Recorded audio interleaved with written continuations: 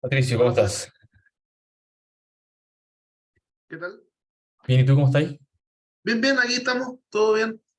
Bacán. Está Sorry, esperando Francisco Martínez y Carolina Stan, bacán, bacán, ¿sí? sí están. Y Francisco Martínez, Carolina todavía no aparece. Ah, ok, pero parece que Eh, está por ahí, entonces debe estar por conectarse. Hola Hola, Francisco, ¿qué tal? bien, ¿y tú Hola, cómo Juancho. estás? Yo súper bien, gracias. Hola, Pato. ¿Cuál es tu nombre? El mismo Felipe Cárcamo, Ah, un gusto, Felipe. igualmente. Sí. Está Eh, también Caroline en espera. Caroline. No aparece con su nombre por lo menos, quizás Caroline, Caroline. Le voy a preguntar. yo tampoco veo nadie. Vale. Mm,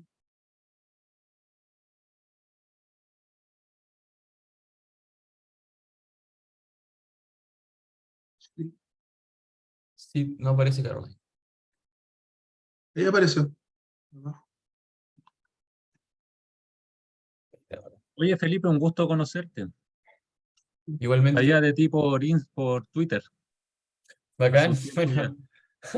Tu activismo allá en Humboldt. En, Así mismo. Hoy día estoy un poco más, o sea, permanezco conectado con ellos, pero hola Caroline, Hola, ¿cómo están? bien y tú. Súper Hola, bien. hola. Bien. ¿Y tú?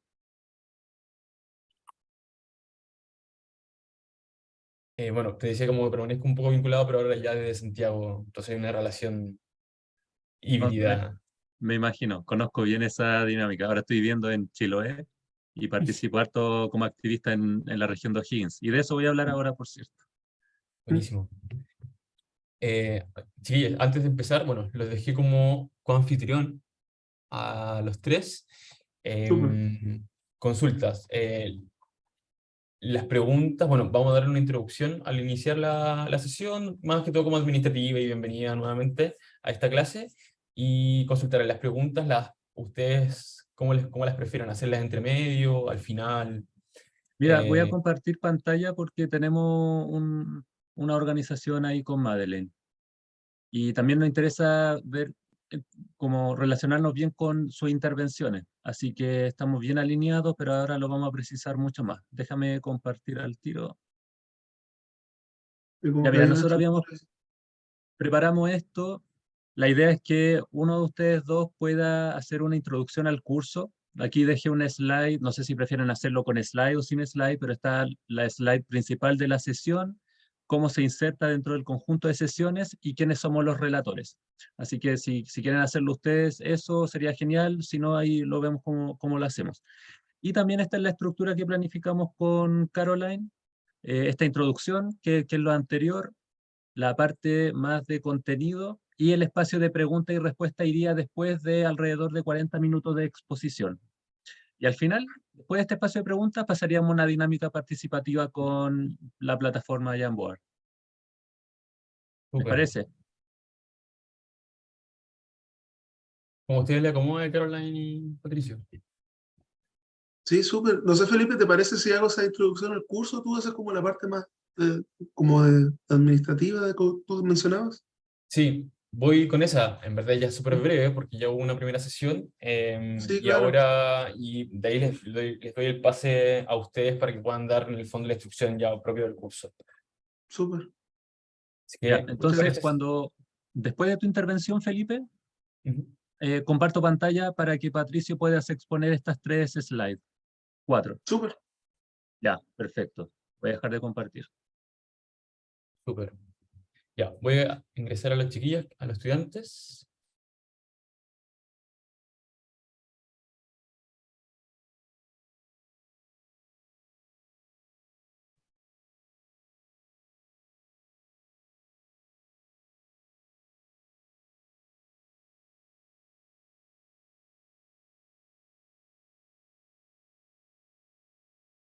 Hola, hola, bienvenidos a todas, todos y todas quienes están incorporándose en esta nueva sesión. Siempre decimos buenas noches, pero entendiendo que hay otras personas que están en otras latitudes de este planeta. Así que buenas tardes, buenos días. Vamos a dar, si les parece, unos 3 minutos más para que puedan ingresar otros estudiantes y comenzamos. A quienes puedan y quieran, pueden obviamente mantener sus cámaras encendidas durante la sesión o cuando quieran intervenir. Les recordamos que puedan poner su nombre y apellido en la descripción del Zoom para que eso cuente también como en la lista de asistencia.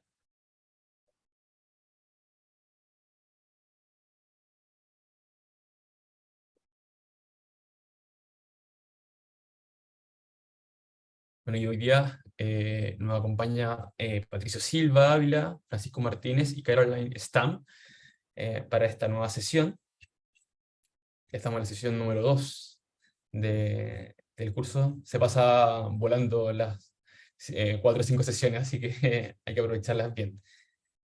De todas maneras, antes de comenzar, avisarles que todas las clases quedan grabadas en la web de la U Socioambiental y en YouTube de la ONG FIMA, así que generalmente se suben o los viernes de esta semana, o el lunes ingresando en la sesión, ingresando en la semana siguiente, así que a quienes no asistan o quieran volver a quienes quieran volver a revisar el curso, ahí va a estar la información.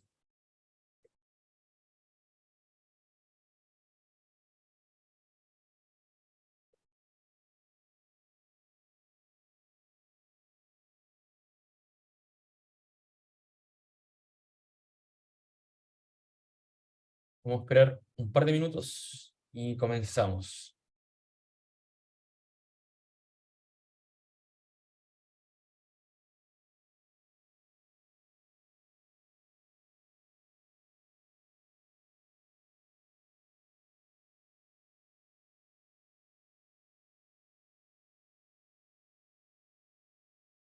Francisco y Carolina, ¿desde qué latitud nos comparten ustedes?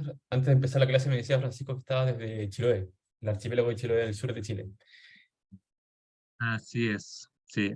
Vivía en Rancagua y harto corazón y activismo ambiental en Rancagua, y este año me vine a vivir a Chiloé. No, yo estoy en Santiago, nada muy, muy excepcional. ¿Dónde estás en Chiloé, Francisco? En Ancud, Ancud. norte del archipiélago, sí. ¿Y cómo está el clima? Decente. Sí, va cambiante como siempre. Ya. No, es que acá tuvimos lluvia en Santiago, así que un milagro. Claro, Creo que no ha llovido tanto en años. exactamente. Yo me vine a vivir hace un par de años y este es el año que he vivido, percibido que ha llovido más. Sí, Bueno, siendo rigurosos con quienes han llegado hiper mega puntuales y a los profesores, vamos a iniciar esta sesión dándole obviamente la bienvenida a cada uno de los estudiantes, al profesor Patricio Silva, Francisca Martínez y Caroline Stam, para esta segunda sesión en donde los profesores van a abordar la escala y contextos de las movilizaciones socioambientales, desde, en este caso, desde el equipo de la U Socioambiental y la ONG FIMA, muy agradecidas por quienes asisten a esta y a otros cursos también. Recordarles que cualquier duda, inquietud, nos pueden hacer llegar directamente ahora por el chat, o también a través del correo de la U Socioambiental, que es usocioambiental@fima.cl. Las sesiones quedan grabadas, así que van a poder también volver a verlas en caso que quieran estudiar y aclarar cualquier duda. Hay un sistema que es el Padlet, donde los profesores van a ir intercambiando y subiendo bibliografía, las presentaciones, así que atento a eso. Los estamos enviando obviamente por correo. Durante la sesión también vamos a enviar este material por acá. Y bueno, dar la bienvenida a los profesores. Yo creo que, bueno, y antes de eso, que puedan poner en su descripción de nombre en el chat, perdón, en Zoom, puedan poner su nombre y apellido, porque eso queda registrado como asistencia para la sesión. Y en caso de que tengan inasistencia justificada, obviamente lo pueden hacer a través del correo. Sin más preámbulo, por favor, queda el micrófono para los profesores del día de hoy, Patricio, Francisco y Caroline. Sí, muchas gracias, Felipe. Solo sumarme a las palabras de bienvenida a esta segunda sesión desde CEPA como parte de la coordinación junto a COES. Solo reiterar que este curso es una verdadera una instancia bastante importante para intercambiar puntos de vista y también compartir con ustedes parte del trabajo que se ha ido desarrollando en los diferentes espacios. Solo, no sé si Francisco va a compartir mientras, pero realizar una pequeña presentación, introducción sobre... Felipe más o menos introducía la temática en torno a la escala y los contextos de las movilizaciones socioambientales que se van a abordar durante esta sesión, que como se presentaba al comienzo, es un poco el bloque que busca describir en torno a una aproximación a estas movilizaciones, luego esta revisión a las escalas y contextos para luego pasar a una discusión en torno a los resultados que se han podido generar desde los análisis e investigaciones de COES y CEPA. La sesión de hoy está a cargo de Caroline Stam, que es profesora, profesora asistente del Instituto de Estudios Urbanos y Territoriales de la Pontificia Universidad Católica de Chile, doctora en Ordenamiento Territorial y Urbanismo de la Universidad de París Est, y también magíster de Estudios Comparativos sobre el Desarrollo de la Escuela de Altos Estudios en Ciencias Sociales de París Est. Junto a ella también hoy día estará Francisco Martínez, quien desde el sur nos acompaña, quien es magíster en Ciencias Políticas y Administrativas de la Universidad de Chile, especializado en cambio climático, y obviamente su investigación guarda mucha relación a los movimientos sociales, la transición energética y los procesos de economía circular. Es miembro de CEPA y también de la Asociación Regional Ambiental de O'Higgins, de Arao, donde nos va a contar un poco de su experiencia. Como se les iba contando, la estructura de esta clase va a ser en torno a primero una discusión de temática sobre qué son las escalas de las movilizaciones, para luego una dinámica más participativa. Así que eso, solo dejarle el espacio para Caroline y Francisco, que sea una sesión bastante exitosa. Muchas gracias, Patricio.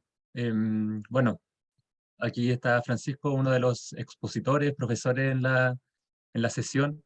Raro llamarme profesor, pero así es en esta dinámica, y aquí estoy muy contento de compartir con Caroline. Voy a compartir pantalla, Caroline, también para cederte la palabra y podamos comenzar.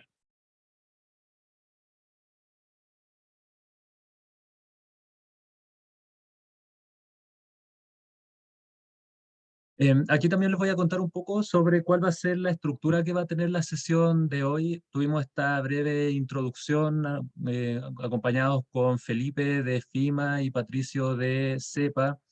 Vamos a tener una parte expositiva a cargo de quienes somos los docentes de la sesión, trabajando sobre los temas: qué es una escala, cuáles son las geografías de los conflictos socioambientales a distintas escalas, un caso a escala regional particular de la región de O'Higgins, saltos y cambios de escalas, y posterior a la etapa expositiva vamos a dejar un espacio de preguntas y respuestas. Luego de este espacio de intercambios vamos a realizar una dinámica participativa con la plataforma Jamboard, con la idea de que podamos intercambiar y recoger algunos de los aprendizajes de la sesión. Caroline, te cedo la palabra.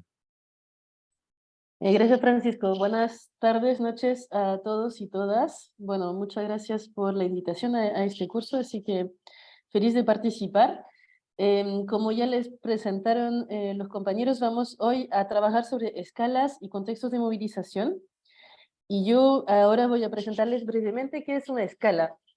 Eso porque yo trabajo mucho desde la geografía, donde el tema de la escala es un concepto fundamental y que muchas veces en otras disciplinas se usa de manera mucho más reducida que en geografía. Por eso la idea de hacer un pequeño punto más teórico quizás sobre este concepto de escala. Probablemente cuando ustedes hablan de conflictos socioambientales o también escuchan hablar de conflictos socioambientales, escuchan los conceptos de escala local, escala nacional, escala internacional, escala global. Y esos son escalas que se mencionan y que efectivamente nos permiten un poco ubicar estos conflictos socioambientales. Estas escalas en general también en Chile se pueden usar como la escala municipal, la escala provincial, la escala regional, la escala nacional, que ahí corresponden a entidades administrativas, ¿no? Que es el perímetro o, digamos, el territorio de la comuna, de la provincia, de la región o del país. Esto es como una visión como muy específica y muy, digamos, limitada de lo que es una escala. Es algo fijo, digamos, que está delimitado por textos de leyes que delimitan hasta dónde va la comuna, hasta dónde va la región y hasta dónde va el país. Sin embargo, en geografía, si bien usamos este concepto de escala como municipal, regional, nacional, internacional, también usamos el concepto de escala en un sentido, digamos, un poquito más amplio y más flexible. Y eso es un poco lo que queremos llamar la atención hoy en la sesión de hoy, es pensar cuál es el rol justamente de la escala en estos conflictos socioambientales. Aquí les propongo la idea de una escala como una construcción geográfica y un conjunto jerárquico de prácticas socioespaciales. ¿Qué significa eso?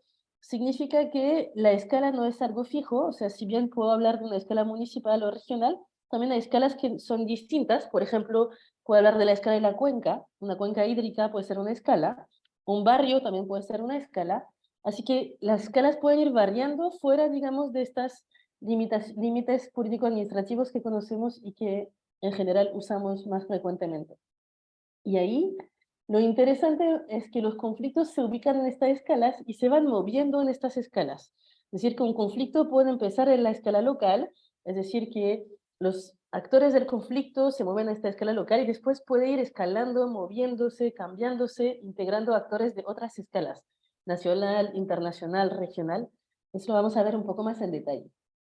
Y el punto que nos interesa ahora en ese sentido es pensar que esta redefinición de escalas también cambian las geometrías del poder, es decir, que el poder de los actores va cambiando según la escala.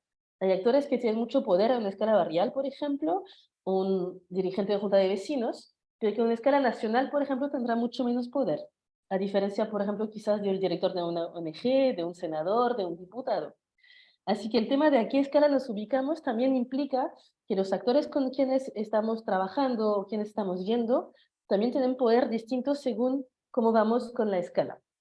Así que este juego de escala claramente va en una movilización, en un conflicto socioambiental, puede irse dando ahí de manera natural, pero a veces también hay actores que empujan estos cambios de escala, por lo cual ya no es como tan natural que el conflicto, digamos, agarre una escala más nacional o más internacional, sino que también hay actores que les conviene que estos cambios se hagan, y eso es lo que nos interesa ver ahí en esta regulación y organización de relaciones de poder.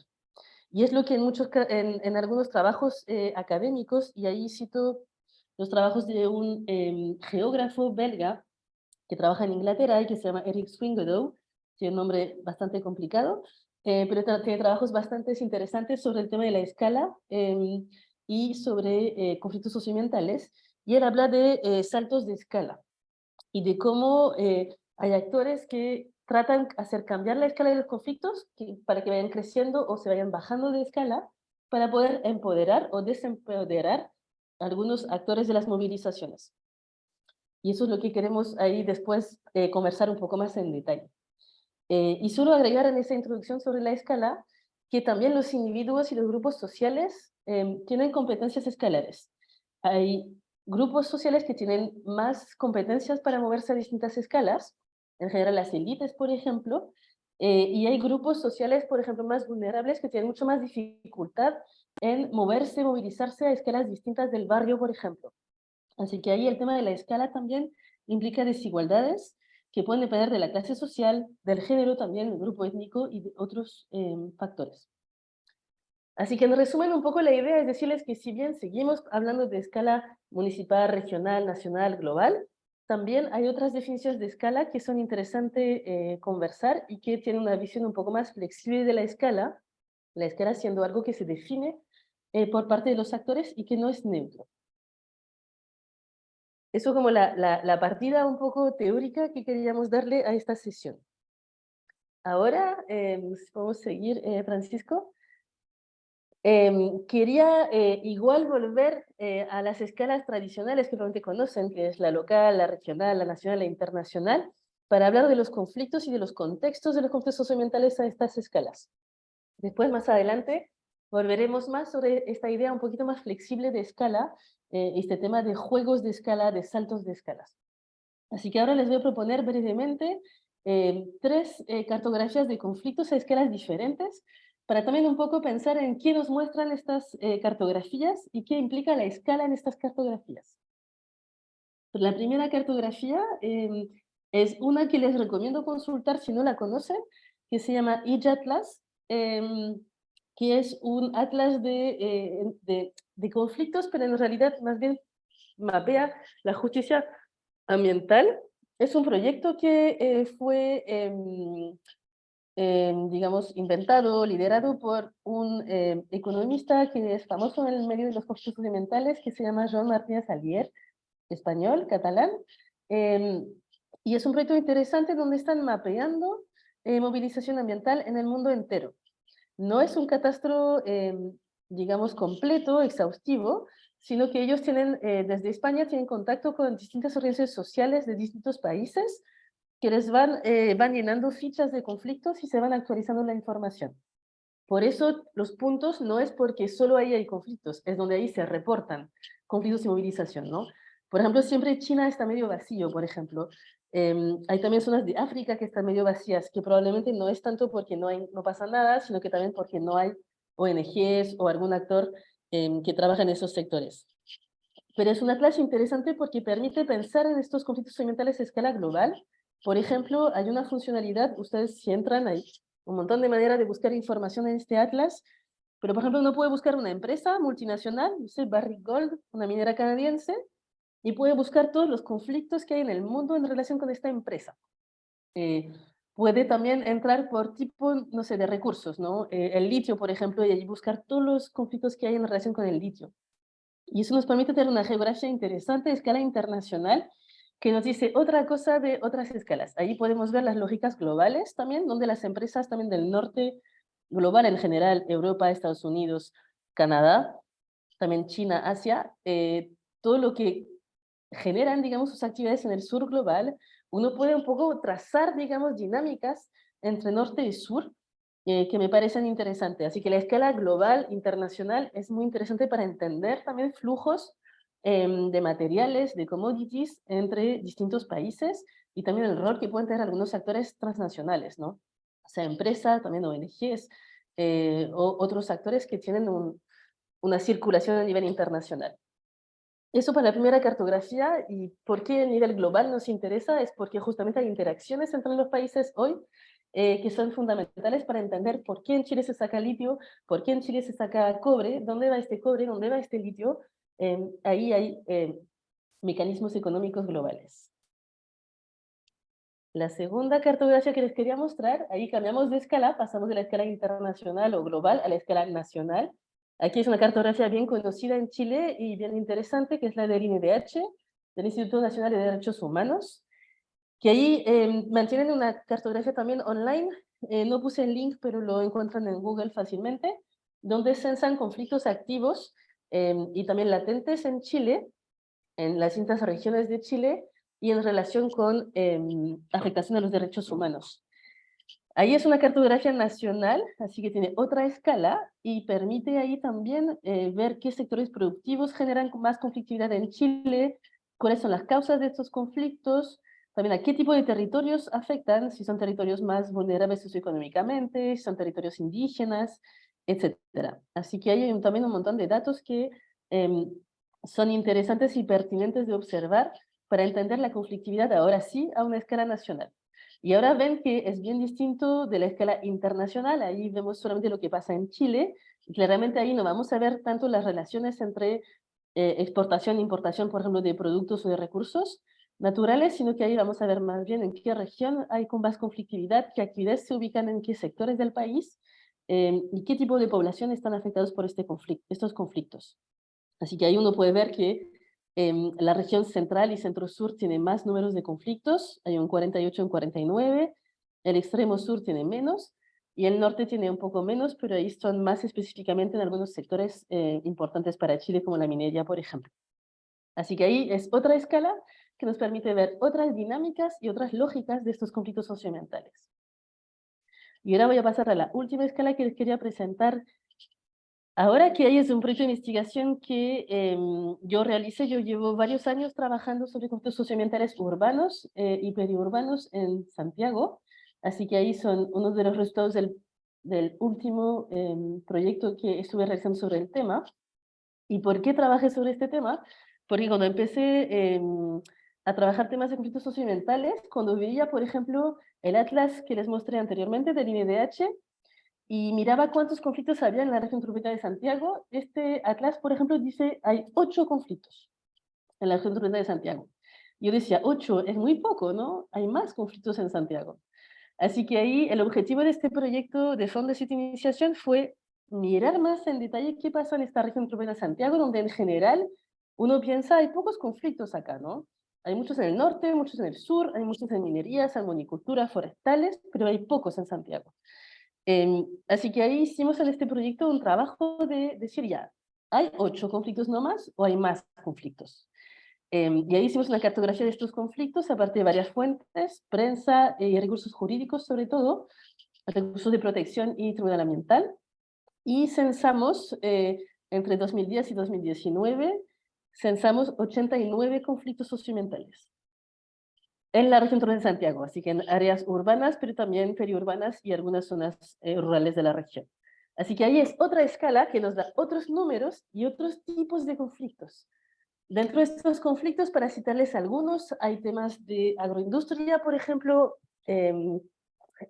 está Portland en Tiltil como un conflicto, está el Panul en la Florida, conflicto para preservar una parte del sector precordillerano en contra de proyectos inmobiliarios. Aquí hay conflictos en la granja, por ejemplo, por el cordón industrial y temas de contaminación. Hay conflictos en relación con, por ejemplo, en Maipú, la quebrada de la Quebrada de la Plata, contra el proyecto minero. Hay distintos conflictos, pero cuando uno mira la escala internacional y nacional no se ve. Así que ahí es como entrar en otra dinámica, otra escala que muestra otros datos. No voy a detallar estos datos, podemos conversarlos después más en las preguntas. Ven que hay puntos un poco en todas partes de la zona más urbana de la región, pero son puntos de color diferente. Y eso es a donde quiero nomás darles algunos datos. En estos 89 conflictos teníamos 26 en temas inmobiliarios, 16 en temas sanitarios. Sanitarios es todo lo que tiene que ver con, por ejemplo, tratamientos de aguas servidas, temas también de residuos sólidos, etc. Industrias contaminantes, energía, minería, transporte, servicios y agroindustria. Y lo interesante ahí de esta cartografía y de por qué la escala regional aquí es interesante, es porque si bien hay puntos un poco en todas partes de las zonas más urbanas, no son los mismos puntos. Y ahí sacamos cálculos y correlaciones de localización de estos conflictos socioambientales, y lo que vimos es que en los sectores más vulnerables a nivel socioeconómico de la región, los conflictos que había eran mayoritariamente en relación con agroindustria, con minería y con industrias contaminantes. Y en los sectores de más altos recursos, los más que teníamos eran por servicios, transporte y proyectos inmobiliarios. Y que en general también, en los sectores más vulnerables a nivel socioeconómico, los conflictos que había eran contra instalaciones que ya existían, ¿no? Una planta que ya existe, que contamina, versus en los barrios más acomodados, en general eran conflictos por proyectos todavía por aprobarse en el servicio de evaluación de impacto ambiental. Así que también vimos diferencias, y eso nos llegó un poco a confirmar la hipótesis que no es nueva, ¿no?, de la injusticia ambiental en cuanto a la región metropolitana de Santiago, si miramos los conflictos socioambientales. Así que ahí es como otra escala, otras informaciones, otro nivel de detalle, pero que también es otra lectura que puede ser interesante para abordar estos conflictos socioambientales. Y ahora voy a dejar la palabra a Francisco, que va a seguir con esta escala regional, pero ahora con otro ejemplo. Así que le doy el pase para seguir explorando la escala regional más desde el lugar de las movilizaciones. Hay una pregunta de Vicente, pero dijimos que íbamos a juntar las preguntas al final, así que no sé si se puede esperar hasta el final. Muchas gracias, Caroline, por el pase. Y sí, reforzar la idea de que la ronda de preguntas va a ser posterior a la parte más expositiva, así que por favor vayan anotando todas las preguntas que tengan para que después tengamos una instancia más de conversación directa y podamos estar viéndonos las caras también. También aprovecho de darme un minuto de confianza en reiterar que este curso es una colaboración entre COES, que es un centro de investigación bastante consolidado en estas materias, y CEPA, que es en un colectivo de estudios políticos ambientales conformado principalmente por jóvenes investigadores. Entonces, siendo expositor, representante de CEPA, para mí es todo un honor estar aquí compartiendo con Caroline y aprender sobre ella y ver el potencial que tienen las materias que compartimos. Yo voy unos pasos más atrás, varios pasos más atrás que ella, pero son temas que compartimos y son súper interesantes. Así que como representante aquí de CEPA, espero que todas las personas que nos están escuchando, espero que les interese esto en términos académicos, pero también en términos de activismo, como ocurre en mi caso. Ahora sí voy a partir con mi ejemplo. No avanza la slide. A ver, denme un segundo. Ahora sí. Bueno, voy a continuar con la exposición de un ejemplo de escala regional también, el mismo foco que la región metropolitana que nos estaba contando Caroline, pero con otro foco, no centrado necesariamente en la conflictividad desde el punto de vista de las escalas, sino también plantear la repercusión que tiene estos cambios de escala o la organización desde la lupa de las escalas en la organización misma de los movimientos socioambientales, como ocurre en el caso que voy a exponer, la articulación regional de la movilización ambiental en Chile con foco en la región de O'Higgins.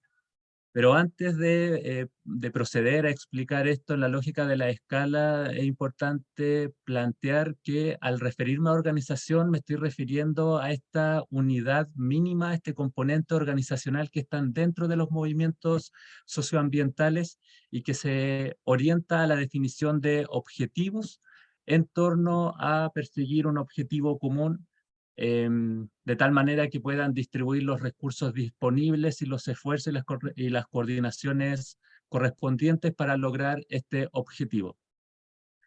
Em,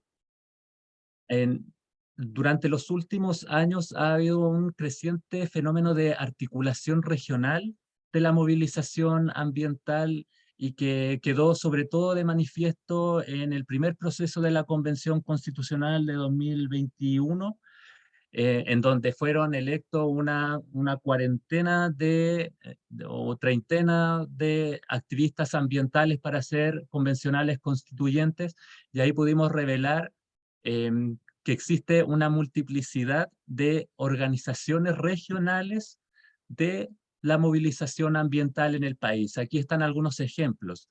Por ejemplo, la Acción Austral Territorial por la región de Magallanes, la Asamblea Ambiental del Biobío, la Red Ambiental del Maule, la Asociación Regional Ambiental de O'Higgins, la Coordinadora Nahuel Buta, o el Movimiento Archipiélago Soberano, que si bien guarda relación con ser tiene el objetivo de promover que el archipiélago sea una región independiente, también tiene tintes ambientales como movimiento regionalista.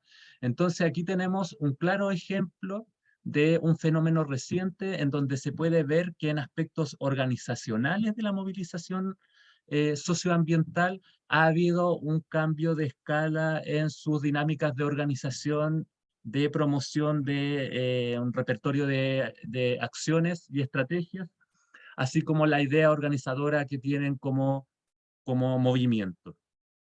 Ahora, particularmente, aquí voy a colocar el foco en la Asociación Regional Ambiental de O'Higgins, una investigación que fue realizada en calidad de investigador militante, dado que también soy parte de esta organización. Pero ¿qué es ARAO? ¿Qué es la Asociación Regional Ambiental de O'Higgins?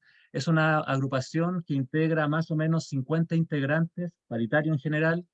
Es articuladora de una veintena de organizaciones de las 3 provincias que están en la región de O'Higgins. Espero que haya oyentes de esta región en nuestro público. Entonces, aquí hay una primera señal sobre este fenómeno interesante de cambio de escala. Es una organización que nace durante el año 2019 y que está vigente hasta la actualidad, en donde se puede ver que existe una voluntad de organizaciones locales o más territoriales, ambientales, para promover acciones u objetivos comunes que van más allá de la escala local. Es una organización que promueve la defensa del agua y los territorios con un enfoque regenerativo, promueve un encuadre regional de los asuntos ambientales con foco en la defensa del agua, el cambio climático y la ruralidad, y tiene otros objetivos, que es generar instancias de cooperación, de educación ambiental y promover la incidencia político-administrativa. Entonces, eso para caracterizar un poco un caso específico de organización regional para plantear la situación de escala y cambios de escala. Ahora, ¿qué es lo que me interesa particularmente? Explicar o plantear cuáles son los factores que explican el surgimiento de una articulación regional, como caso específico, pero que puede ser generalizable a otras situaciones, a otras organizaciones en otras regiones del país. Pero entre líneas, aquí lo que estamos viendo es cómo se produce un cambio de escala en la organización de la movilización ambiental en el país. Y también ver cómo se da su continuidad en el tiempo. Ahora, en términos teóricos, ¿cuáles son como los potenciales factores explicativos para que se produzca esta articulación regional en el país? Y desde la literatura de los movimientos sociales, aquí planteo 3 posibles factores explicativos.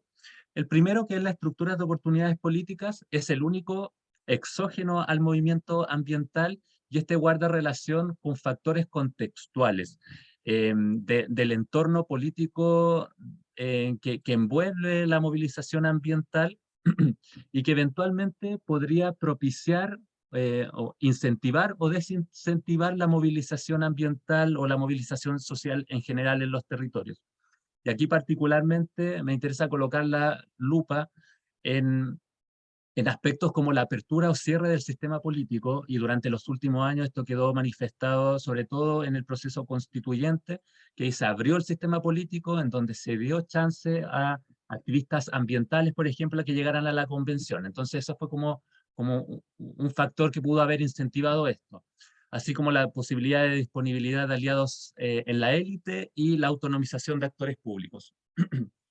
Pero también otro factor explicativo para que se pueda producir esta articulación regional de la movilización es un cambio en los repertorios de acción colectiva, pero no como actividades que le dan visibilidad a las organizaciones, sino como posibles instancias de colaboración entre organizaciones o entre colectividades.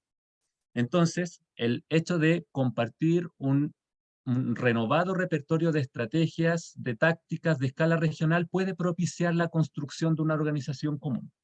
Y por último, la posibilidad de construir una nueva idea organizadora de la movilización ambiental, en este caso con un enfoque regional, eventualmente puede favorecer la construcción de una nueva organización o un cambio de escala en la movilización ambiental. Entonces, teniendo ya explicado cuáles son estos potenciales factores explicativos, les voy a conversar sobre el origen de este caso que vamos a abordar de escala regional, que es Sarao.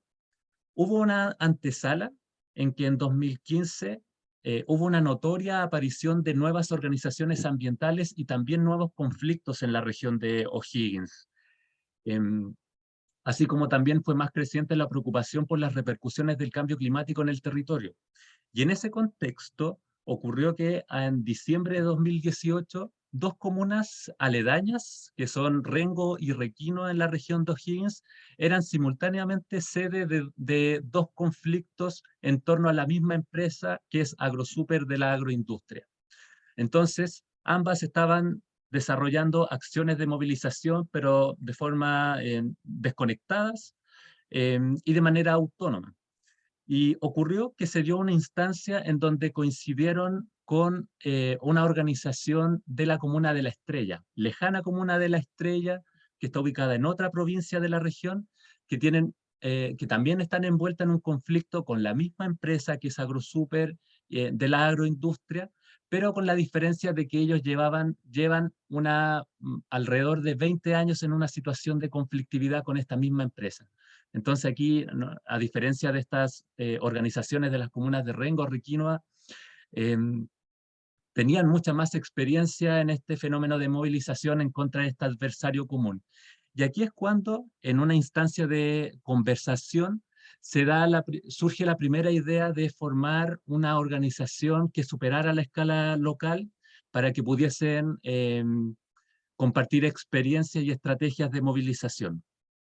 De esta manera, y teniendo ya esta idea germinada sobre formar una nueva organización, pero que superara la escala local, es que se despliega esta red de contactos para convocar a una primera instancia de reunión de escala regional en donde pudieran compartir o desarrollar o construir una nueva idea organizadora de cómo movilizarse en términos ambientales en la región de O'Higgins, en donde se construyó un encuadre de diagnóstico, un encuadre de cómo solucionar esta situación, pero también un encuadre discursivo motivacional sobre cómo llevar esto adelante.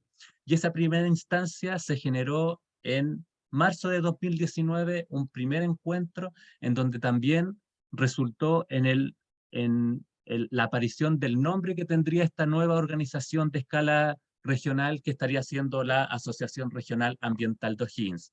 Pero dijeron, no nos podemos quedar en esta situación, sino que la organización tiene que ser funcional en estos temas para que logre incidencia más allá de las acciones disruptivas que se podrían hacer como en términos de protesta. Y es así lo que motivó a que hubiese una segunda reunión en julio de 2019, 4 meses después, en donde se formalizó esta agrupación, obtuvieron una personalidad jurídica, y precisamente lo que hacía esta personalidad jurídica era aumentar la posibilidad de repertorio de estrategias a implementar. Ya no solamente iban a estar haciendo, por ejemplo, acciones de protesta o de difusión en redes sociales sobre lo que ocurría, sino que también tenían la posibilidad de interponer recursos judiciales o relacionarse con la institucionalidad. Entonces, como factor explicativo, el principal que da cuenta sobre el origen de esta articulación regional, este cambio de escala de la movilización, fue precisamente la construcción de un nuevo marco de acción colectiva, una nueva idea organizadora sobre cómo hacer frente a los asuntos ambientales, ya no solamente con escala local, sino que de manera colaborativa con un enfoque regional. Y si bien guardó relación, también hubo instancias en donde se propiciaron nuevos repertorios de acción colectiva, pero esto tuvo menos relación para explicar el surgimiento de esta articulación regional. Ahora, ¿cómo se logró la continuidad de esta organización de escala regional? Es que se comenzó a implementar inmediatamente un renovado repertorio de estrategias, tanto de tipo outsiders e insiders, que con esto me refiero a aquellas que son desde fuera de la institucionalidad para desafiarla, como por ejemplo en la realización de cabildos o encuentros, instancias más sociales, protesta, pero también comenzaron a implementar un repertorio de tácticas y estrategias desde dentro de la institucionalidad. Y aquí, por ejemplo, se empezaron a realizar judicializaciones, se empezó a relacionar con autoridades regionales o nacionales. Incluso en algún momento hubo algunos integrantes que decidieron disputar cargos de elección popular tanto a nivel municipal como a nivel regional o suprarregional, como por ejemplo en el contexto de la Convención Constitucional. Entonces, lo que ocurrió fue que se puso en práctica un nuevo repertorio de estrategias con un enfoque regional y también con un enfoque ambiental, en donde destacan las dinámicas de trabajo colaborativo entre organizaciones y a distintas escalas. Por ejemplo, en relacionarse entre distintas organizaciones que están presentes en el territorio para hacer frente a un mismo problema, como en el caso de AgroSuper, pero también relacionarse con redes más grandes de movilización ambiental, como en ese momento, o hasta el momento han sido el Movimiento por el Agua y los Territorios, o Modatima, que también revela nuevas posibilidades de despliegue para promover sus objetivos. Entonces se puso en práctica este repertorio de estrategia, pero siempre aprovechando o haciendo una utilización estratégica de las oportunidades que brinda el entorno. ya sea político institucional, como por ejemplo relacionarse con el Instituto Nacional de Derechos Humanos en torno al mapa de conflictos ambientales que nos mostraba anteriormente Caroline, como también la utilización de estratégicas de oportunidades del entorno sociopolítico, como por ejemplo lo que les mencionaba de relacionarse con MAT y Modatima, sin quitar la posibilidad de que de que se puedan realizar acciones autogestionadas. Entonces, el factor explicativo que da respuesta a la continuidad en el tiempo de esta nueva organización a escala regional es precisamente el aprovechamiento de las oportunidades que brinda el entorno político y la implementación de un renovado repertorio de estrategias para sostener en el tiempo esta nueva forma de organización a escala regional, y que, si bien es el caso de la región O'Higgins, también se puede ver en algunos casos presentes en otras regiones del país. Entonces, analizando la escala de las escalas en la movilización ambiental desde la óptica de la organización que están dentro del movimiento, se puede revelar que los movimientos regionales se caracterizan por ser una alternativa que puede articular demandas para conducir un doble propósito, que es potenciar la organización en los conflictos locales sin alterar la autonomía y su trabajo territorial, pero a la vez también pueden proyectarse con agendas más amplias y en otras escalas, ya sea a nivel regional, como también promover su visión a escala nacional en instancias políticas, como por ejemplo el Congreso o cumbres sociales como las que propician los movimientos nacionales. Y te cedo la palabra, Caroline. Gracias, Francisco. Vimos otro ejemplo a escala regional, bien interesante. Ahí tengo también un par de preguntas para Francisco después, sobre cómo este salto de la escala regional también se conecta con probablemente la escala nacional, seguramente. Pero ahí queríamos cerrar con Francisco con una reflexión un poco más amplia sobre este tema de los saltos y cambios de escala. Y ahí les puse algunas preguntas que me parecen importantes plantearse. ¿A qué escalas actúan los actores de las movilizaciones sociales en los conflictos socioambientales? Porque no todos los actores actúan a las mismas escalas. ¿Cómo van cambiando de escalas estos conflictos? ¿Y qué consecuencias tienen justamente estos cambios o saltos de escalas? Siempre pueden ir hacia arriba o hacia abajo, ¿no? Los movimientos van en los dos lados. Y ahora les propongo como pensar a partir de algunos casos emblemáticos que estoy segura que conocen y que nos permiten seguir con esta reflexión que hemos empezado con los otros ejemplos que vimos. Bueno, el primer caso emblemático chileno, que creo que todos conocen, el caso Hidroaicén. ¿Se acuerdan? Un proyecto hidroeléctrico en la Patagonia que empezó en los años 2006-2008, o sea, el proyecto fue presentado en 2008 a la CONAMA en ese momento, y se acuerdan probablemente del número de afiches, estos afiches de Patagonia sin represas que había en todo Santiago, las marchas que hubo en Santiago, pero también el hecho de que es un conflicto que tenía muchos discursos sobre la Patagonia, sobre una idea de la Patagonia, ¿no? Como algo prístino, como pura naturaleza, donde mucha de la gente que fue a marchar nunca ha ido a la Patagonia probablemente, y tenía una imagen de este territorio. Así que ahí es como un ejemplo de un conflicto que es interesante ver en cuanto a nivel interescalar, porque empezó como un conflicto a escala más local, ¿no? En Aysén, en el sur del país, y rápidamente saltó a otras escalas, y de hecho cuando en 2011 fue aprobado el proyecto Hidroaicén por la inseguridad ambiental de Aysén, la gente salió a marchar en Santiago, ¿no? En Plaza Italia en ese momento. Así que tenemos un conflicto que impacta territorios del sur de Chile, pero donde la gente se movilizó a una escala nacional, y ahí puse una noticia del mostrador, donde dicen 30.000 personas salen a la calle contra Hidroaicén y le ponen presión a Piñera.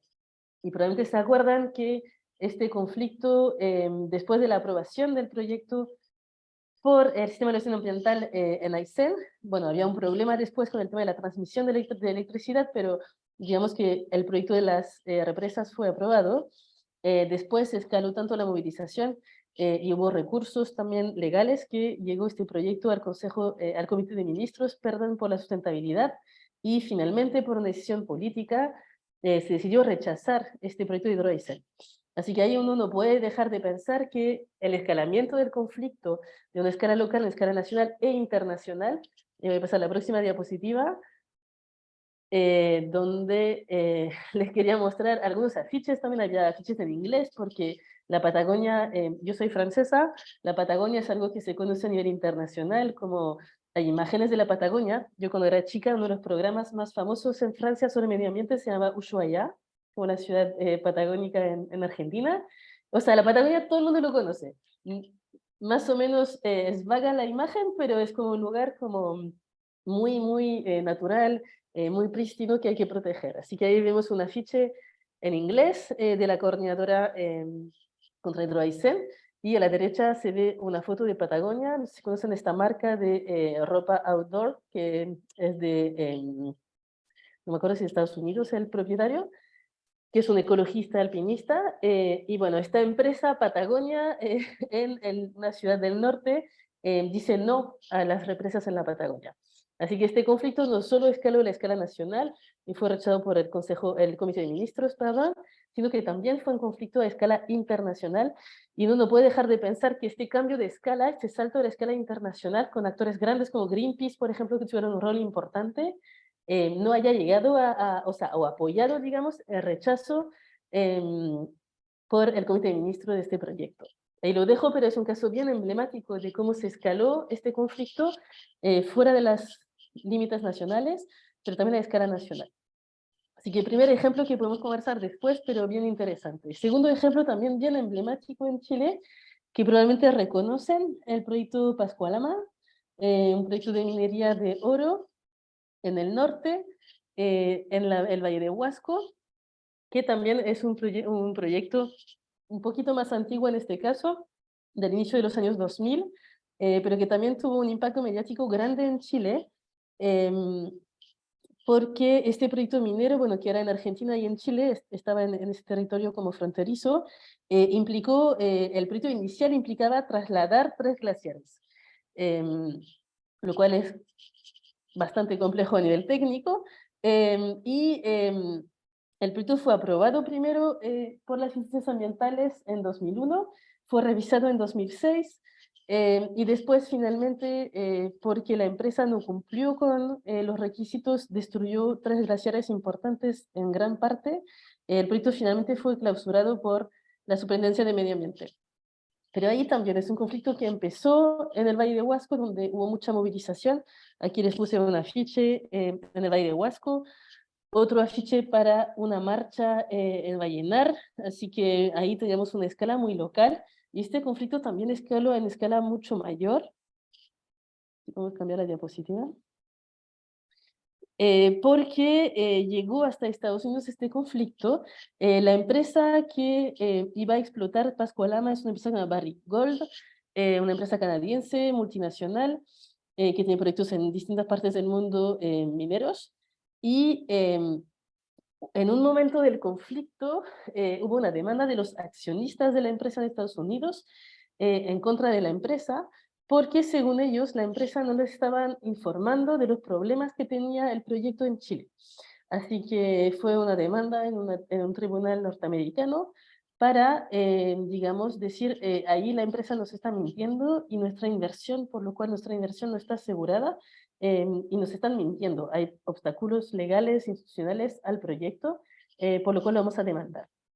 Así que ahí también se ve que tenemos actores distintos. Ahí los actores son los accionistas de la empresa Barrick Gold, que son actores que uno nunca ve marchando en la calle, ¿no?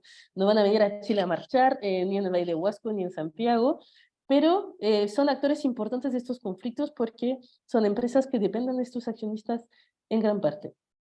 Así que ahí es como otro ejemplo de un conflicto que partió a escala local, igual transnacional, porque el proyecto está en Argentina y en Chile, y hubo varios acuerdos internacionales entre Argentina y Chile para poder realizar el proyecto, pero las manifestaciones estaban muy localizadas en el Valle de Huasco.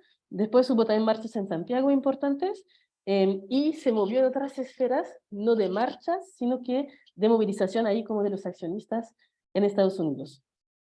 Finalmente el proyecto ha sido clausurado y ya definitivamente Barrick Gold hace un par de años decidió que ya no va a seguir con las reclamaciones, sino que ya el proyecto, por lo menos del lado chileno, está completamente cerrado y ya no va a haber, digamos, más explotación de oro por Barrick Gold en ese sector.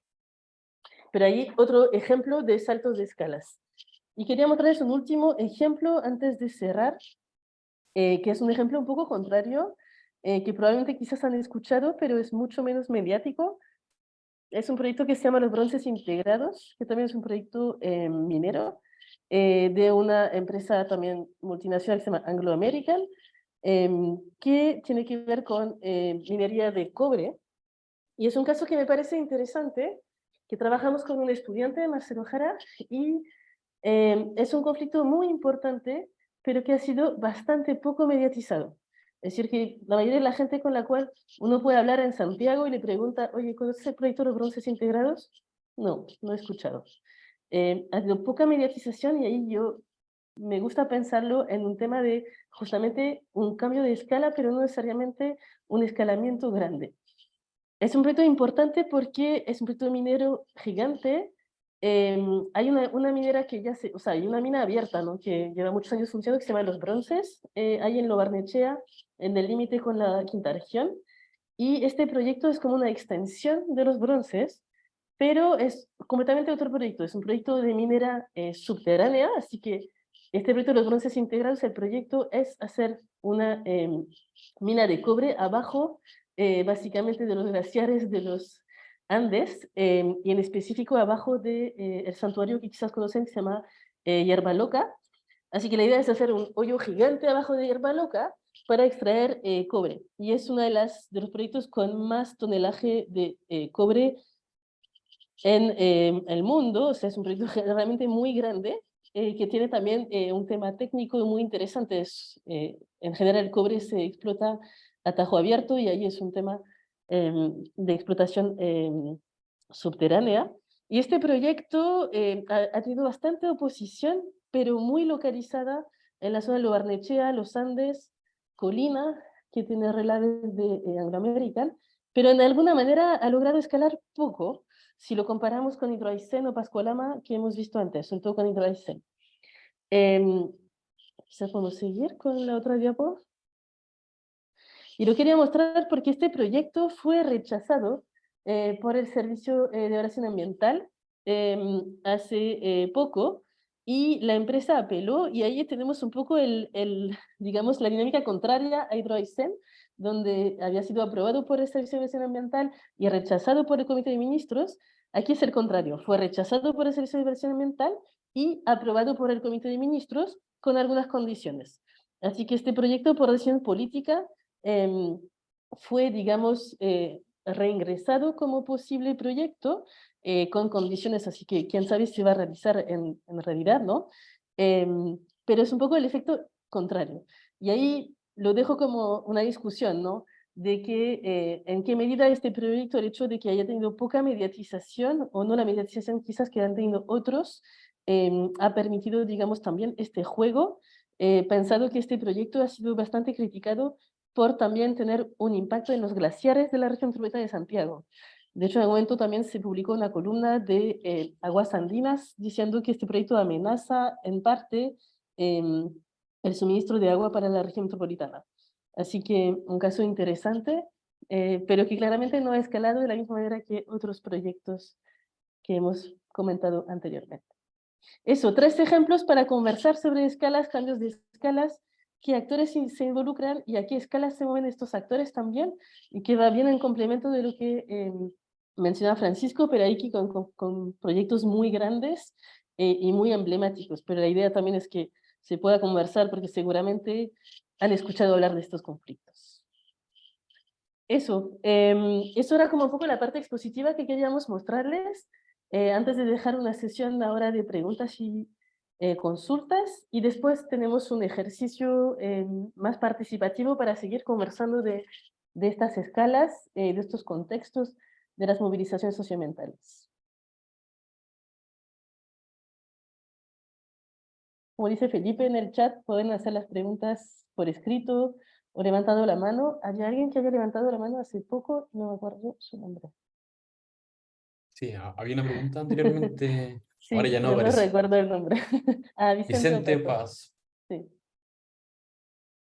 Hola, ¿me oyen? Sí, te escuchamos.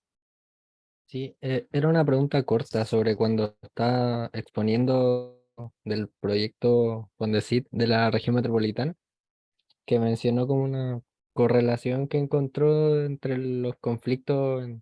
Había ciertos conflictos en sectores vulnerables y conflictos distintos en sectores de no vulnerables, pero no recuerdo cuáles eran cuáles. Eso era en realidad. Sí, ya.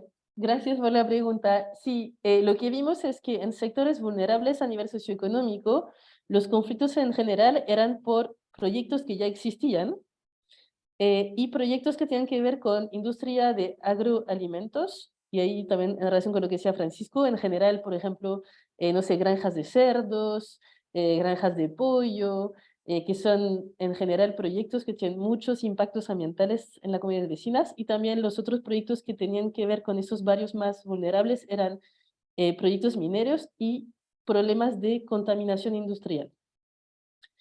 Y en los barrios más altos o de clase media alta, los conflictos que ubicamos eran en general por proyectos que estaban todavía en fase de proyecto, o sea que todavía no estaban construidos, así que había todavía la posibilidad de oponerse y de impedir su construcción, y tenían que ver mayoritariamente con temas de servicios, si es restaurante o malls, por ejemplo, transporte, temas metro, autopistas, y temas inmobiliarios, proyectos inmobiliarios grandes.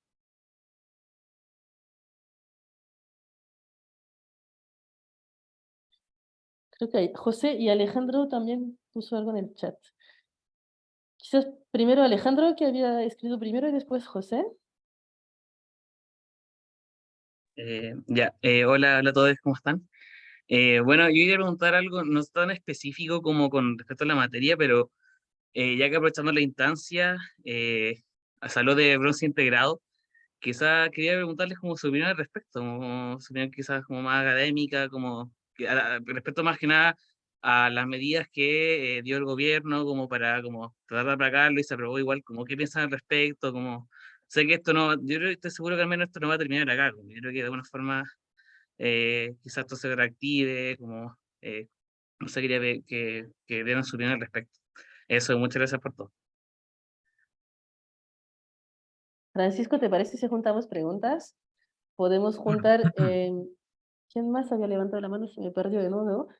¿Había alguien más? Y había Javiera. José, José y primero Javier. José, después Javiera. Juntamos, así podemos responder en conjunto con Francisco. José. Sí, gracias. Mi pregunta tenía relación con la primera parte, donde se mostró como este mapa de la región metropolitana y los diversos conflictos que había. A mí me surgió la duda de en qué momento establecemos como conflicto cierta situación. ¿Cuáles son los parámetros para que nosotros digamos, ya, aquí existe un conflicto real? Porque habían varios, entonces me imagino, ¿cuáles son los parámetros para establecer estos conflictos? Y gracias por la instancia. Javiera.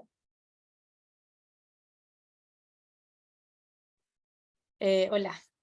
Quería preguntar si es que en la noción de escala se tiene también en cuenta como la variable de la gradualidad que alcanza el conflicto y la confrontación entre los actores tanto locales como regionales y nacionales respecto de una interpelación al Estado y a la empresa, o únicamente a la empresa, pero una interpelación que en el fondo en ciertos contextos que es en general a escala más local, y cuando es una gradualidad de conflicto baja, no alcanza, por ejemplo, a una interpelación directa al Estado. Cuando es a un nivel, por ejemplo, nacional, pero tampoco tiene necesariamente una conflictividad baja, pero sí constituye un fenómeno de masa, generalmente sí llega a interpelar al Estado. Ahora, también ocurre que cuando hay una conflictividad muy profunda, de gran confrontación, incluso en una escala local, el Estado también se ve necesariamente interpelado, y también las empresas. Y eso también implica generalmente que quienes están directamente afectados por ese proyecto, empresa, qué sé yo, puedan también tener una voz, aunque sea a una escala local. O sea, obviamente siempre tiene una voz, sino que alzar esa voz y esa perspectiva a un nivel público, nacional, internacional, etc. Entonces quería preguntar si juntábamos estos variables en el análisis de escala, porque creo, como viendo un poco los conflictos socioambientales en Chile que han llegado a determinados tipos de movilización, de grandes movilizaciones, los resultados tienen mucho que ver no solo con las escalas, sino que con la gradualidad de confrontación que hay. Por ejemplo, Frieirina, que es un pueblo muy pequeño, en donde se desarrolló un conflicto a baja escala, podríamos decir, que fue local y casi no pasó a regional, pero la confrontación fue absolutamente directa y fue no institucional. Hubo un grado de violencia política importante, y ahí Frieirina se fue. Entonces quería preguntar por esa interrelación. Entonces, Valentina, y cerramos la primera ronda. Hola, yo tenía una pregunta muy pequeña, la verdad. Es sobre si a partir de la revuelta del 2019 se potenciaron o surgieron más organizaciones socioambientales, viendo y suponiendo que este despertar que hizo la población chilena evidenció o se pudo demostrar a lo mejor que existieron más conflictos territoriales o socioterritoriales en cada región. Eso. Gracias. Quizás yo respondo las dos primeras, una parte de la tercera, y dejo a Francisco una parte de la tercera y la cuarta. Em, Sí, de acuerdo. sí. La primera es sobre los bronces integrados. Uy, difícil dar mi opinión. Aquí también está Felipe Cárcamo de FIMA, que seguramente también tiene una opinión. FIMA también ha sido un actor en ese tema. Claro, es complejo cuando el servicio rechaza un proyecto por algunos argumentos técnicos y que después se revierte la decisión. De hecho, eso ha llevado a que mucho de lo que se propone reformar en justamente este sistema de impacto ambiental es el Comité de Ministros. De hecho, hace unos días, Valentina Durán, la directora del SEA, salió diciendo que en la propuesta de reforma que se va a presentar ahora en el Congreso, se va a eliminar este Comité de Ministros. Perdón, siempre digo consejos de ministros, pero es Comité de Ministros. La propuesta es eliminar este Comité de Ministros para que justamente no haya una decisión política encima de una decisión técnica. Así que yo creo que es un debate que es importante y se esperaba que este gobierno pudiera, o sea, no ir atrás, ¿no? Pero claramente Chile tiene un tema importante con la inversión y con el sector minero que no está completamente, o sea, no es fácil también opinar sobre esto. Así que lo dejaría ahí. Claramente es una decisión que ha sido bastante criticada y contestada y que quizás en el futuro dé lugar justamente a una reforma de la manera en que se evalúan los proyectos y en el rol que tiene este comité de ministros. Pero si pensamos en Hidroaicén o, por ejemplo, en Punta de Choros, el proyecto se llamaba Dominga, ahí fue el contrario, ¿no? La decisión política fue la que dijo ya, aunque haya sido aprobado, lo rechazamos. Y ahí sí pensamos, ay, qué bueno el comité de ministros, ¿no? Aquí toma una decisión importante de lo que quiere la ciudadanía. Así que es complejo este debate, pero claramente la decisión de aprobar este proyecto de procesos integrados ha sido una decisión en algún punto, no sé si sorprendente, porque también ya se sabía que probablemente se iba a revertir, pero que uno puede criticar. No tengo mucho más elementos, ahí quizás alguien más tiene una opinión un poquito más fundada, pero bueno, no deja de llamar la atención, ¿no? La segunda pregunta, los conflictos que incluimos en esta base, como les decía, trabajamos con fuentes de prensa y fuentes jurídicas, trabajamos con los recursos de protección en las Cortes de Apelaciones y Corte Suprema y con los recursos de tribunal ambiental, e incluimos ahí en esta base conflictos, tenemos 3 criterios de definición. Uno, que fueran conflictos públicos. que estén en la prensa. Todos estos conflictos han estado en la prensa. Puede ser una prensa, puede ser no sé, el Desconcierto, no necesariamente están en el Mercurio, de hecho pocos están en el Mercurio, muchos están en el Desconcierto, el Mostrador y otra prensa más alternativa o digamos más diversa. El segundo punto era que tienen que ser conflictos colectivos, que muevan más de una o dos personas, ¿no? Siempre un grupo de personas, porque uno si no podría incluir un conflicto de casi yo con mi vecino porque me molesta su árbol, ¿no? Ahí no, siempre son grupos, no necesariamente muy grandes, pero son conflictos colectivos que implican varias personas. Y el tercer criterio eran que conflictos que tienen que ver con temas ambientales y territoriales. No incluimos temas laborales o temas de otros ámbitos, ¿no? Así que públicos, colectivos y con una dimensión territorial y ambiental. Eso fue la definición. Y en cuanto a la tercera pregunta, voy a empezar a responderla y espero que Francisco me ayude porque no es una pregunta fácil, sobre la articulación entre escala y gradualidad.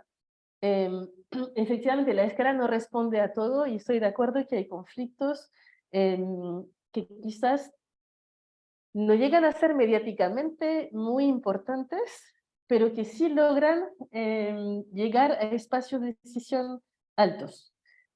Así que yo diría que la escala de la mediatización de los proyectos, creo que es algo importante que pensar, pero también la escala en la que se mueven los actores. Por ejemplo, ahí es muy obvio que la gente, por ejemplo, de nivel socioeconómico alto, tiene mucho más conexiones políticas, con abogados, con prensa, y ellos en general, aunque el conflicto quizás no tenga una mediatización tan grande, pueden lograr llegar, digamos, a esferas de decisión importantes. Así que estoy de acuerdo en que no necesariamente porque es muy grande en cuanto a tamaño, va a tener un impacto grande o se va a asegurar el éxito, pero puede ayudar. Y el caso de Frederina igual es un caso que ha sido bastante mediatizado y que también era muy extremo, porque era una industria con impactos gigantescos y un número también de animales impresionante. Así que también la escala de los proyectos ahí ha sido importante en este caso. Así que concuerdo en que la escala no explica todo, se puede conjuntar con otros factores, pero que sí los juegos de escala permiten cambiar las geometrías del poder de los actores y puede permitir llegar, digamos, a otras instancias. Ahí pienso también, por ejemplo, en las ONGs, en las redes, qué pasa cuando un conflicto está agarrado por Greenpeace, o que Greenpeace apoya, digamos, una movilización. Ahí también le puede dar, digamos, un salto importante. Pensando también que cuando uno apoya o moviliza o defiende, digamos, una causa, la puede ir moviendo. Así que un poco la idea es cuestionarlo, pero concuerdo contigo que no siempre es una matemática y siempre funciona. Hay casos que probablemente sean distintos y uno no tenga como esta misma relación.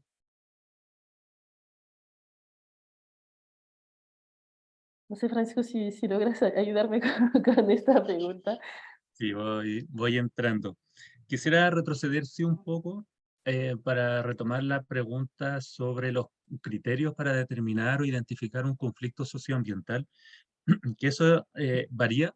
Y igual es un tema bastante interesante porque Caroline, por ejemplo, mostró el mapa de conflictos socioambientales del Instituto Nacional de Derechos Humanos. Y en general, ese mapa de conflictos institucional tiene ciertos requisitos que son más exigentes para posicionarlo y reconocerlo formalmente o institucionalmente como una zona en conflicto. En el caso del INDH, si no me equivoco, los criterios son que haya una comunidad afectada y que se autorreconozca como afectada en sus derechos ambientales.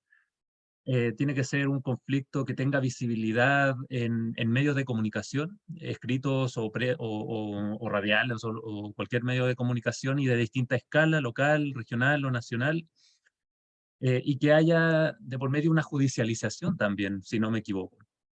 Son algunos de los requisitos un tanto más exigentes del INDH, valioso de todas maneras su trabajo, pero también están, por ejemplo, el trabajo que realizan otros organismos, como por ejemplo el OLCA, el Observatorio Latinoamericano de Conflictos Ambientales, que ellos también realizan un mapeo de conflictos socioambientales que están en el territorio nacional y que también utilizan otros criterios para reconocerlo, y probablemente su mapa es mucho más amplio. Y así también muchas organizaciones locales o regionales llevan adelante sus propios mapas de conflictos porque cualquier comunidad organizada y movilizada en torno a un tema ambiental ya se puede reconocer como un conflicto en términos sociales. Entonces, es un aspecto que varía y es interesante ir identificando.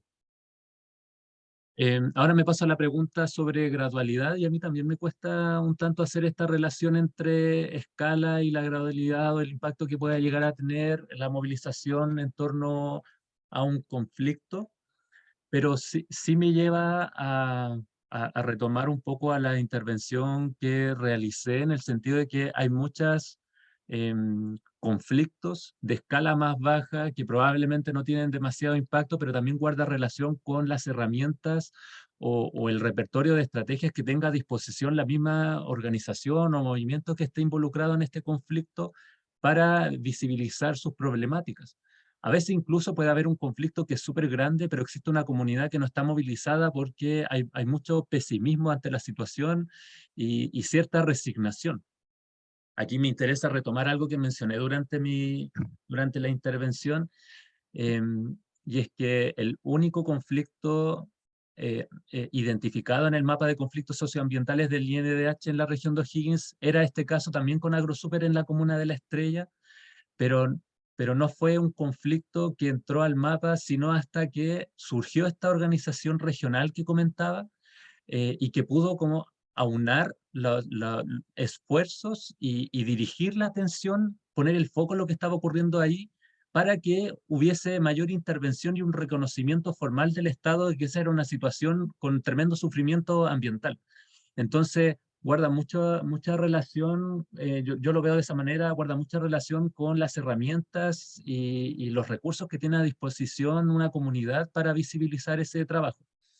Y qué bueno que haya aparecido en la conversación el tema de Freirina, porque estamos hablando de la misma empresa, que es AgroSuper, si estoy bien informado.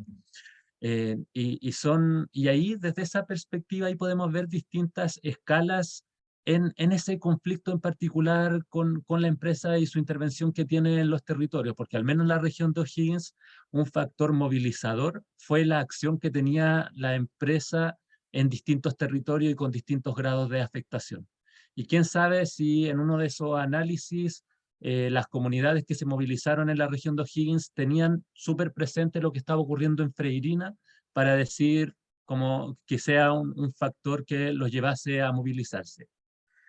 Y por último, no recuerdo el nombre de la persona, ¿es Valentina? La última, Valentina, sobre Sí, sí. si hubo un mayor número de organizaciones o comunidades movilizadas posterior al estallido social. No sabría decirte si hubo más movilización, pero probablemente sí hubo más organización. Y me gustaría hacer esa distinción, porque sí se vio un progresivo fenómeno de organización o diálogo o movimiento en los territorios en torno a los conflictos que ocurrieron en conflictos ambientales, y se abrió una oportunidad, lo que mencionaba en mi intervención. Hubo una apertura del sistema político como estructura de oportunidad en el entorno, que propició que las demandas tuvieran un mejor alcance a nivel o impacto a nivel institucional. Entonces, ¿qué empezó a ocurrir? Que hubo más espacio de organización y organización organizacional, incluso, para llegar con un mensaje mucho más potente a las instancias de decisión. Y otro factor que también reconozco como positivo del proceso constituyente, al menos en la etapa anterior, no me voy a referir al proceso actual, También hubo un robustecimiento desde mi punto de vista de las organizaciones ambientales en su proyecto, como en un proyecto país. Creo que el proceso constituyente mismo contribuyó a que haya una maduración o alineación de todas las organizaciones que estamos relacionadas que están relacionadas en el ámbito de la movilización ambiental para plantear sus demandas y una visión de Estado que se demanda. Entonces, no sabría decirte si hubo más organizaciones, si es evidente un creciente fenómeno de proliferación de más organizaciones durante los últimos años. No sabría decirte si es más en número, en cantidad, pero sí hay una mayor madurez organizacional desde mi punto de vista.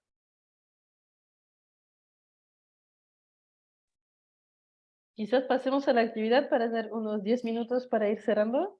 Sí, por favor, que es bastante entretenido igual. Ya, les pego en el chat el link del Jamboard. Es muy sencilla esta actividad, pero es para un poco ver qué les interesa a ustedes y cómo podemos seguir conversando. La idea es que vayan pegando unos post-its o escribiendo nomás. Si tienen problemas técnicos, nos avisan o lo envían por el chat. De ejemplos de conflictos, de sus escalas, y si ustedes estiman que ha habido un juego, un cambio de escala en estos conflictos. O también dejamos abierto a que sean conflictos o organizaciones también. Aquí voy a estar compartiendo pantalla. Genial. No me acuerdo dónde están los post-its, aquí están a la izquierda, y pueden ir seleccionando un post-it e ir pegando en... Post-it, o yo también recomiendo la utilización del cuadro de texto. Queda a su disposición. Pero la idea es que desde su conocimiento sobre los asuntos ambientales o político-ambientales, como nos gusta llamarle en CEPA, vayan identificando o compartiendo otros conflictos u organizaciones de distinta escala y evidenciar si es que hubo un cambio en la escala de este conflicto u organización. A ver si los conocemos o quizá hay otros que están surgiendo apenas. Es bueno compartirlo. Aquí hay una muy interesante sobre las tierras raras en Penco, en el Biobío. Exacto. Otros, la mesa de humedales también, y muy interesante. Ahí yo creo que lo que presentó Francisco se podría replicar muy bien en el caso de los humedales, ¿no? Hay unas coordinaciones regionales, nacionales de humedales bien potentes en Chile. Sí. También ahí ya vamos conversando, Caroline, de Sí. cosas que vayan apareciendo. Es que no lo había pensado, pero también ocurre recientemente con la regulación de los suelos rurales. Durante la pandemia estallaron los conflictos en relación a las parcelaciones. No sé si lo recuerdan o se enteraron de aquello. Fue un fenómeno bastante grande que se empezó a dar en distintas partes y finalmente condujo a que haya unas articulaciones, primero de escala local, luego de escala regional y después había toda una articulación de escala nacional para visibilizar esta problemática. Ya ven, ahí tenemos Alto Maipo, también el emblemático de la región metropolitana de Santiago. Quintero, Ventanas, Puchuncaví, también gran tema, ahí son muchos conflictos en una zona de sacrificio. La red de humedales del Biobío.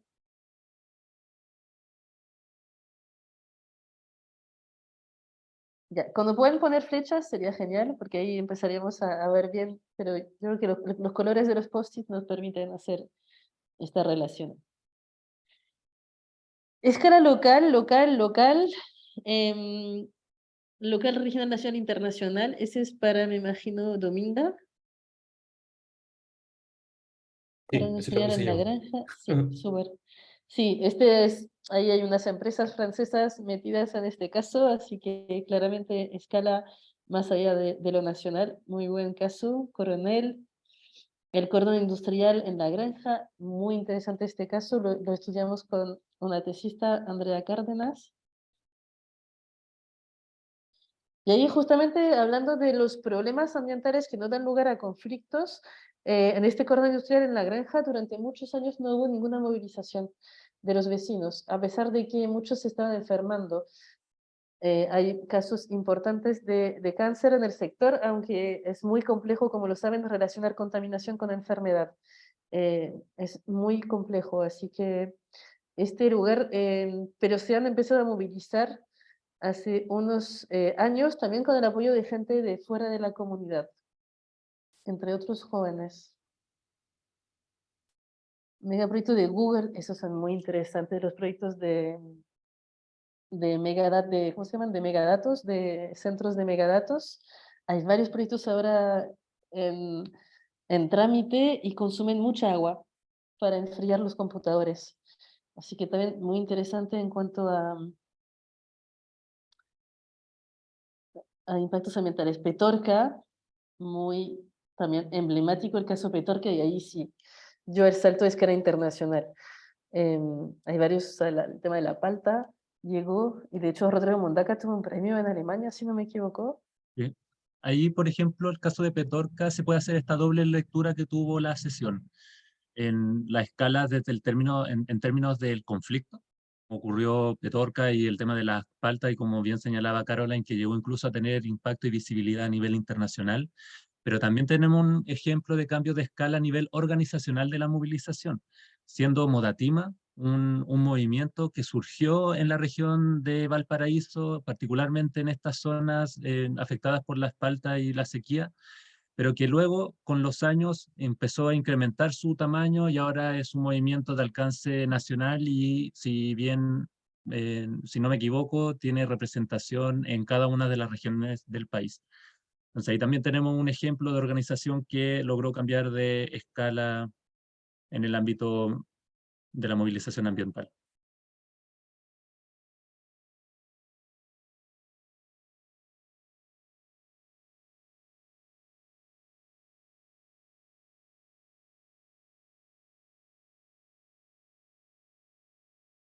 Ya estoy viendo los cambios de escala. ¿Qué pusieron en la parte de cambios de escala?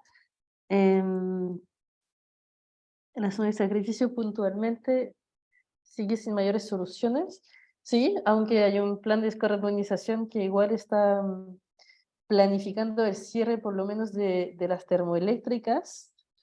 Permanente cambio de escala es por un conflicto de más de 20 años. Me imagino que ese tiene que ver con... ¿Cuál es? Por el de los humedales, ¿no? El post-it de cambios de escalas. ¿No es el de el archipiélago Ah, sí, por Dominga? debe ser el de Dominga, sí, claro, sí. Ese es el de humedales. Google, escala local. Voy a ir achicando algunos. Tengo de escala regional, es el de las tierras raras, que podría igual saltar a escala mayor, un tema importante. Sí, yo creo que, o sea, es muy interesante los conflictos que han mencionado. Aquí Jayara levanta la mano, porque efectivamente hay una gran diversidad y vemos que la mayoría parten en la escala local, pero algunos logran saltar a escalas mayores. Javiera. Adelante, Jayara. Adelante, estudio. No te escuchamos. Ahora sí, perdón. Ahora Ahora sí. Es que tengo una pregunta chiquitita que cuando estaba escribiendo como la escala del conflicto, el de Google, claro, local, porque no tiene todavía un eco regional ni nacional, pero antes había puesto y también nacional porque ya fue evaluado por el SEA. Entonces me pregunto si es que el hecho de que ya sea evaluado por un nivel de institucionalidad que tiene un nivel nacional, implica que ya tiene una escala igual a nivel nacional, aunque la movilización no lo sea.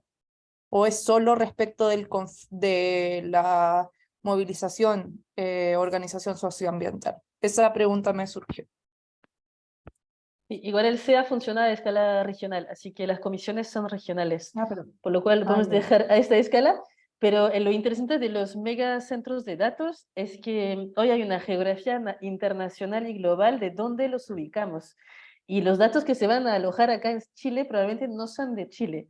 Y hay varios proyectos en Brasil, en América del Sur hay varios proyectos. Hay proyectos también en países donde hace mucho frío porque es bueno para, entiendo, los computadores. Así que igual el tema de los megacentros de datos, yo creo que es la problemática y los datos que se almacenan es una escala mayor a la nacional. Pero todavía es como bastante nuevo, pero hay como países que están ahora albergando varios proyectos importantes de estos megacentros de datos. Así que podríamos jugar ahí con la escala. ¿Para quiénes son? ya. ¿De dónde vienen los datos? Creo que es un tema importante. Gracias. Eso, quizás vamos cerrando, no sé, Francisco, ya son las 20:31 para respetar el tiempo. Vamos a guardar el Jamboard porque ahí hay casos bien interesantes. Y no sé, Francisco, si puedes pegar tu correo también, porque nos están pidiendo los correos. Y por supuesto, denme un segundo para escribirlo. Súper, yo creo que con este pequeño ejercicio que la idea era que ustedes más bien vayan pensando algunos conflictos y estos juegos de escala, vamos cerrando la sesión de hoy. Bueno, es muy breve, 1 hora y media, pero esperamos que les haya dado ideas un poco, más que todo, más que conocimientos, más bien ideas para pensar este tema de la escala en sus movilizaciones o en sus estudios sobre conflictos socioambientales. Así que por mi parte, muchas gracias a todos por su atención y dejo a Francisco cerrar la sesión. Y quizás a Patricio, no sé si quiere hacer un anuncio. No. Muchas gracias, Caroline, por la sesión, tremenda sesión. Y a todas las personas que asistieron y que permitieron que este espacio se generara y sobre todo también sentir interés por estas materias que es tan apasionante y entretenido y que esperamos que también pueda tener impacto en los territorios, por sobre todo. Así que eso, muchas gracias. Y bueno, la próxima semana sigue una sesión con Gonzalo de la Maza y Felipe Razabal que ultra recomendamos. Dos grandes colegas. Totalmente. Sin duda. Bueno, que Eso. estén muy bien, chiquillos. Nos Chao, vemos próxima gracias. Chao, semana. chao. Chao. Chao, Chao, que gracias. estén bien. Gracias.